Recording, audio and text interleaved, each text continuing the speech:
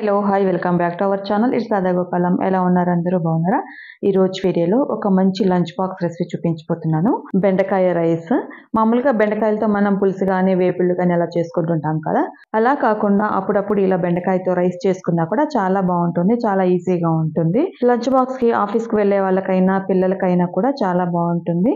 మరైతే ఈ బెండకాయ రైస్ ఎలా తయారు చేయాలో చూసేద్దాం.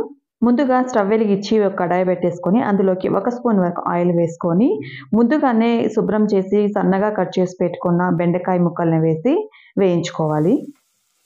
బెండకాయ ముక్కల్ని ముందు రోజునైతే కడిగి పెట్టేసుకొని పొద్దున్నే లేసి కట్ చేసుకున్నామంటే జిగురు అనేది కొంచెం తక్కువగా వస్తుందన్నమాట. తడి అనేది ఆరిపోవాలి, అప్పుడు జిగురు కొంచెం తక్కువగా వస్తుంది. ఇక్కడ బెండకాయలు అయితే బెండకాయలో ఉన్న జిగురంతా పోయేంత వరకు వేయించుకోవాలి.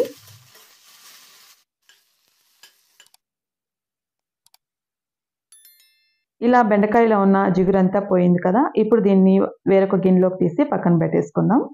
తర్వాత అదే కడాయిలోకి 2 స్పూన్ల వరకు ఆయిల్ వేసుకొని అందులోకి పోపు దినుసులు వేసుకోవాలి. ఆవాలు, జీలకర్ర, మినప్పప్పు, పచ్చెనగపప్పు వేసుకొని దోరగా వేయించుకోవాలి. పోపు దినుసులు దోరగా వేగిన తర్వాత అందులోకి కచ్చా పచ్చాగా దంచుకున్న ఒక 10 వెల్లుల్లి రెబ్బలు, అలాగే 2 పెద్ద ఎర్రగడ్డలు సన్నగా పొడవుగా కట్ చేసి వేసుకొని వేయించుకోవాలి. ఇందులోనే ఇప్పుడు కొద్దిగా కరివేపాకు కూడా వేసుకొని వేయించుకోవాలి. ఎర్రగడ్డలు ఇలా సగం వేగిన తర్వాత ఇప్పుడు ఇందులోకి మనం ఇందాక వేయించుకున్నాం కదా బెండకాయలు, అది వేసుకోవాలి. ఇందాక బెండకాయలు సగం మాత్రమే వేగింది కాబట్టి ఇలా ఎర్రగడ్డలు సగం వేగిన తర్వాత బెండకాయలు కూడా వేసి 2 కలిపి వేయించుకోవాలి. ఇప్పుడు దాంతో పాటుగానే కొద్దిగా ఉప్పు వేసి వేయించుకుంటే తొందరగా వేగుతుందన్నమాట.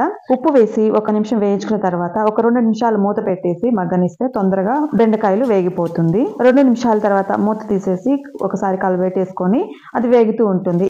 ఈ లోపల ఒక మిక్సీ జార్లోకి ముందే వేయించి పెట్టుకున్న పల్లీలు వేసి కచ్చా పచ్చాగా దంచుకోవాలి. ఇక్కడ మిక్సీ వచ్చేసి పూర్తిగా రన్ అవ్వకుండా జస్ట్ 2-3 పల్స్ ఇచ్చుకుంటే ఇలా బరకగా అక్కడక్కడ పప్పులుగా కనిపించేట్టుగా వేసుకోవాలి. దీన్ని ఇప్పుడు పక్కన పెట్టేసి బెండకాయలు అయితే ఇక్కడ ఆల్మోస్ట్ వేగిపోయాయి అన్నమాట. ఇప్పుడు ఇందులోకి కారం 1 స్పూను, కారం వచ్చేసి మీ ఇష్టం, మీరు తినగలిగినంత వేసుకోండి. తర్వాత కొద్దిగా పసుపు, 1 స్పూన్ ధనియాల పొడి, రుచికి సరిపడ్డ ఉప్పు కూడా వేసి మొత్తం ఒకసారి ఒక 30 సెకండ్స్ వరకు వేయించుకోవాలి. ఉప్పు వచ్చేసి కొద్దిగా చూసి వేసుకోండి, ఫస్ట్ కూడా వేసాం కదా కాబట్టి కొంచెం తక్కువగానే వేసుకోండి. ఇలా పొడులన్నీ వేసి 30 సెకండ్స్ వేయించుకున్న తర్వాత ఇప్పుడు ఇందులోకి ముందుగానే 1 గ్లాసు బియ్యంతో ఉడికించి పెట్టుకున్న అన్నం వేసుకోవాలి.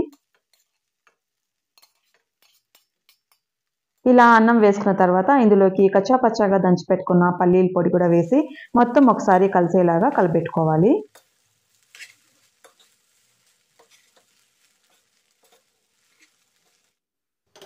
ఇలా కలబెట్టుకున్న బెండకాయ రైస్ మరింత రుచి కోసం అప్పటికప్పుడు వేయించి దంచుకున్న మిరియాల పొడి 1/2 స్పూన్ వరకు వేసుకోవాలి.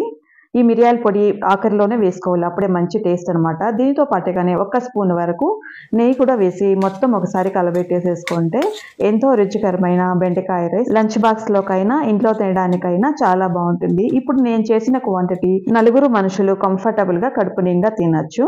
తప్పకుండా ఈ బెండకాయ రైస్ని ఒకసారి ట్రై చేసి చూడండి, చాలా అంటే చాలా బాగుంటుంది.